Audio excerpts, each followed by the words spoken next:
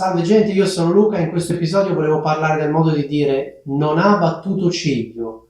Allora, premetto subito che questo modo di dire lo trovate sempre alla terza persona singolare e sempre al passato, quindi non vi dico l'infinito non battere ciglio, ma vi dico non ha battuto ciglio, perché questa è la forma che troverete il più delle volte, se non sempre. Sinceramente non ho mai sentito nessuno dire non ho battuto ciglio, oppure non hai battuto ciglio. Sì, non hai battuto ciglio qualche volta, però di solito diciamo terza persona singolare. Allora, cosa significa? Significa ci comunicano una notizia, diciamo, importante, comunque che per noi dovrebbe essere importante, e noi rimaniamo tutto sommato indifferenti, non abbiamo nessuna reazione, come se la cosa non ci riguardasse più di tanto, come se comunque la cosa non ci ha né stupiti né sorpresi né ci ha sconvolto più di tanto. Per esempio, ho detto a Claudia che era stata licenziata, ma lei non ha battuto ciglio, cioè come dire, ha preso la notizia così in modo indifferente, senza alcuna reazione, senza dimostrare alcuna sorpresa. Ecco cosa significa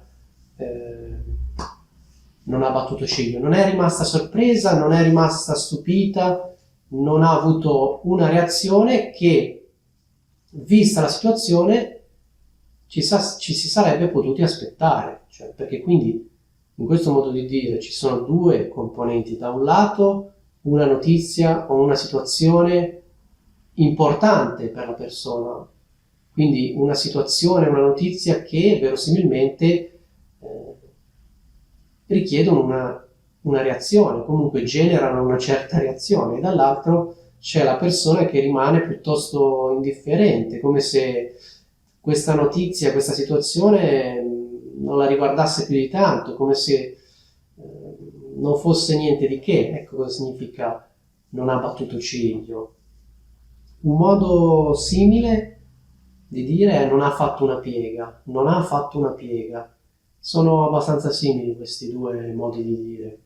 Allora, il ciglio, sapete che cos'è, o meglio, sapete cosa sono le ciglia, no? Queste sono le ciglia, queste sono le sopracciglia e queste sono le ciglia, sono plurali, giusto? Però nell'espressione idiomatica è rimasta la forma ciglio, quindi battere le ciglia significa fare questo lavoro qui, no? E una persona che non batte le ciglia, che non ha battuto ciglio, è evidentemente una persona che non è stata, come dire, emozionata dalla notizia che ha appena ricevuto, una persona che prende la notizia così in modo piuttosto indifferente. Ecco, questo è il modo di dire e io vi saluto.